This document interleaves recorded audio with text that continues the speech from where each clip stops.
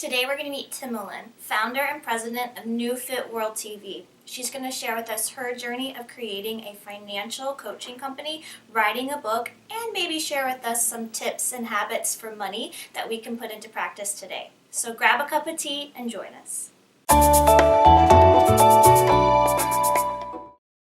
Hi, and welcome to Everyday Extraordinary Women. I'm your host, Melinda Grace, and joining me today is Timolin. She is the founder and creator of New Fit World TV. She is a money magnet coach and educator, helping people with a fixed budget live life like a millionaire. That's right, on any budget. Yeah. I mean, that sounds incredible to me. It's incredible indeed. She also has experience teaching in school administration, producing, hosting, and you also have written and released a new book called How to Live Life Like a Millionaire on Any Budget. I'm so excited to have you here today because I myself am just not good with numbers, and money is included in that, and I'm sure some of that is my mindset. I'm just excited to have you on here today to share with us what you've learned and share with us your journey of creating your own business and just, any milestones you've been through to help other women that will watch this be encouraged and empowered to be better financially and with our mindsets so that we can live our calling. And I know that's something you're really Very all passionate about. Absolutely. So this was like a perfect fit. Indeed. And thank you so much for having me, Melinda. I am so happy to be here today. My first question is, how did you become a financial teacher? You know what? It's so interesting. I never really think of myself as a financial teacher. I have just always equated what you learn with what you earn. I taught first grade. I have always incorporated money lessons into the academic lessons. Wow. And because I do and truly believe what you learn is what you earn. And I don't think you can separate the two. And so that's just always been a mindset of mine. But I think the lessons that I've learned about money have come from my grandmother. And she was not necessarily the most educated person, but the wisdom that I gained from those women, just observing them and just watching them with money matters and how they handled money, really made an impression on me. And I think that that's where those early lessons began. So you've been a teacher, school administrator. So was there a moment when you heard this calling to kind of start stepping away from all of that and becoming focused on financial coaching and really impacting people's lives? Before I became a teacher, I attempted to do some things with community television. I produced and hosted a community TV program, and I really poured a lot of energy and effort into that. But I was not able to really sustain a living from that. I sort of put this creative side of me on the back burner. And recently, it just started coming back to me, and I couldn't put it away. I have a friend who was on a TV show, and she was writing a book. I contributed to the financial part of the book, and I was telling someone, a friend of mine, about it, and she said, well, you ought to write your own book. And I'm like, no, I don't want to write my own book. I've done that. I've been there, done that. And frankly, I wasn't successful the first time. Sometimes when you're called to do something, you don't have a choice. I literally felt like Jonah in the well. I was running away from the vision, running away from writing a book. I didn't want anything to do with that. And I couldn't sleep.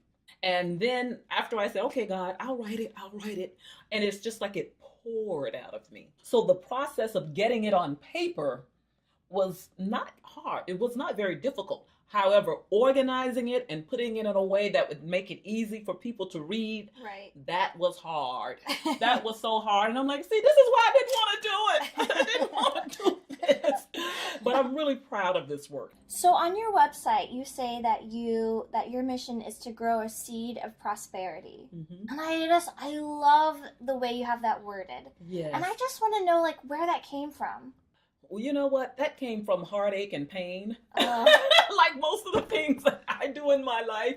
I have seen some of the most talented people struggle with finances. And what I've discovered, whether you make $1,000 a month or $100,000 a month, if you spend more than you take in, you're going to have a financial problem. And I'm seeing that with people who you look at them and on paper it looks really great, but they're struggling with finances too. And so we approach it from a different perspective, this whole idea of money management and being a good steward over your finances from an emotional side first, because regardless of what it is you're doing, your emotions undergird every decision you make. Right, that's true. And when we address those triggers, what is it that's triggering you emotionally? Why do you feel like you just have to spend money that you know you don't have, you know you can't afford, but yet you spend it anyway? It's mind-blowing to me. I mean, it makes sense because your emotions can affect your eating, the way you treat people, your career. Like, it affects everything else. So why wouldn't it affect your finances? Absolutely. I actually, believe it or not, I got up to 211 pounds emotional eating. Wow. Eating because I was stressed out and depressed about the situation that was happening in my life. And it's the same thing. We have different triggers. Some people eat, some people shop, but whatever it is, we're trying to feel, I think, something in our heart. There's something missing. There's something lacking. Yeah. And we're trying to fill that hole with stuff. And, we can't do it. And we talk a lot about the solution, in my opinion, I think is really to find your purpose in life. Share with us some challenges that you experienced when setting up New Fit World TV, and then even with getting your book off the ground. Oh boy, writing the book was the hardest thing I've ever done. I feel like I've given birth, and I toiled over every single word. I dotted every I, crossed every T that I could, that I was aware of, because I didn't want to present something or present my baby to the world and people go, ooh, that's an ugly baby. And I still worry. And I had to let that go because that was really playing in my mind over and over again. I love that. Just as a good reminder of a lesson that I learned in acting that I always come back to, and that is that you can be in control over what you can control. And then outside of that, you have to let it go. You have to let it go. So I'm not going to lie, I cheated and I listened to one of your calls that you've done before on your website. And I was just intrigued by part of your story. And I was wondering if you could share with us some of the financial challenges that you faced when you went through your divorce. The divorce was the most painful period in my life. That is when I think I was just at my lowest.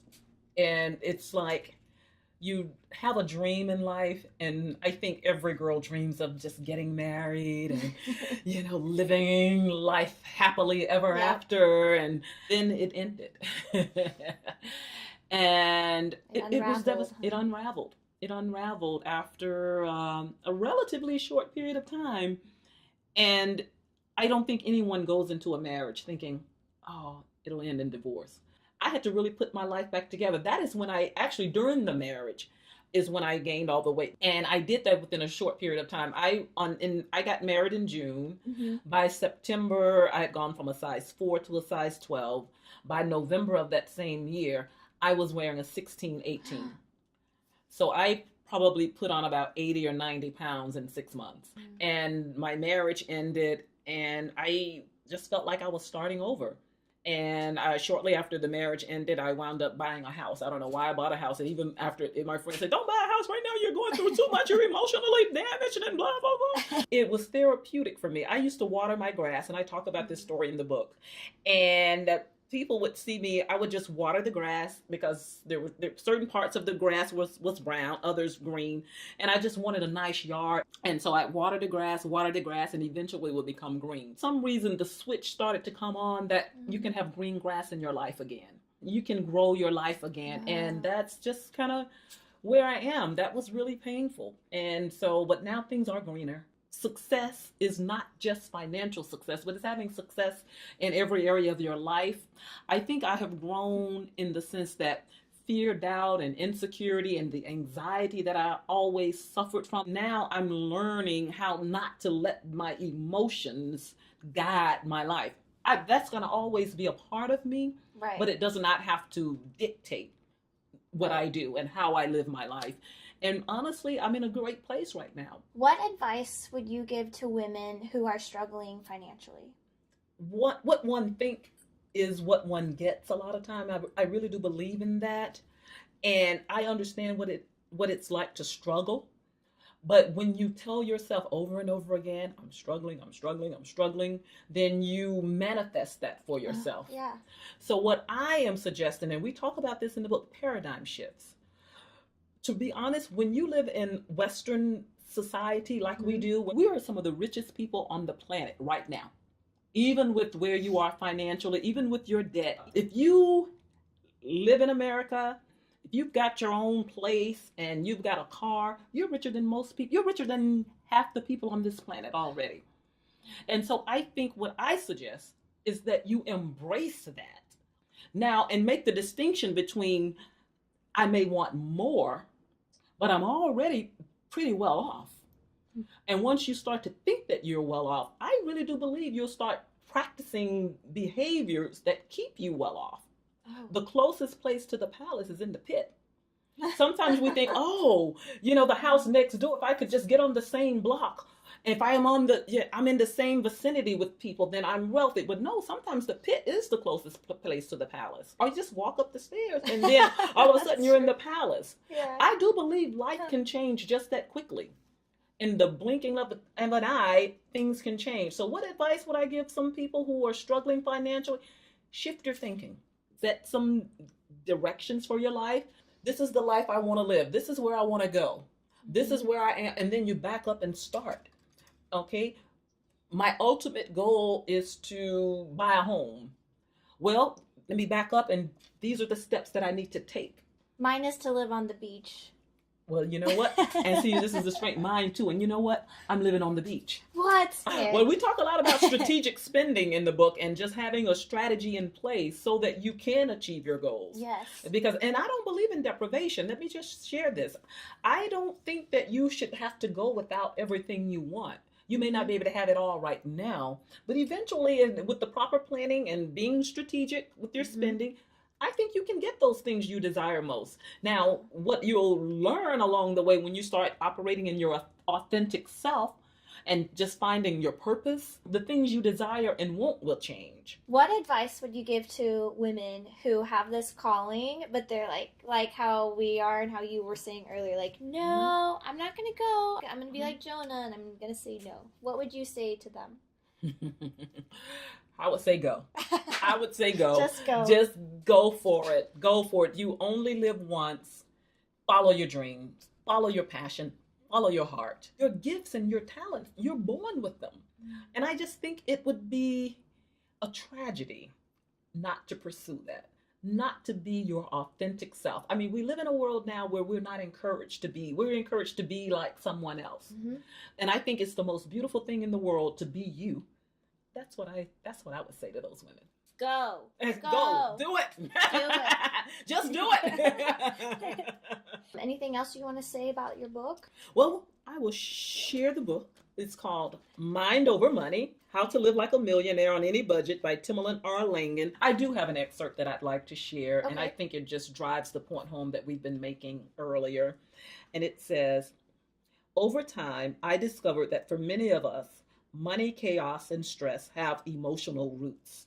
And I think if I wanted to leave one thing with the women is that we all struggle, we all have issues in our lives. But having issues isn't the absence of victory in our lives. It might be the very call to action needed to get you started to victory. And that's Lisa Turker's statement, not mine. So just want to leave you with that. Oh, yes. I love that. Every video I've done, I close with that statement. Oh, great. Financial success is not a gift. It's a habit.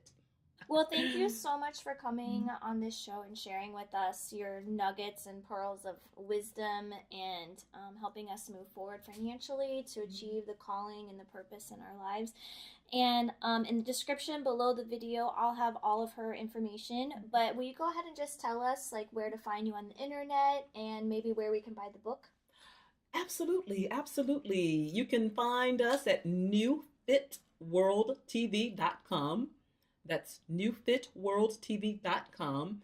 And you can get the book at westbowpress.com. Westbow Press. All right. Got it. Well, thanks for joining us, and we'll see you next time. Thank you, Melinda. Thank you for having me. I had a great time. Oh, so good. Thank you.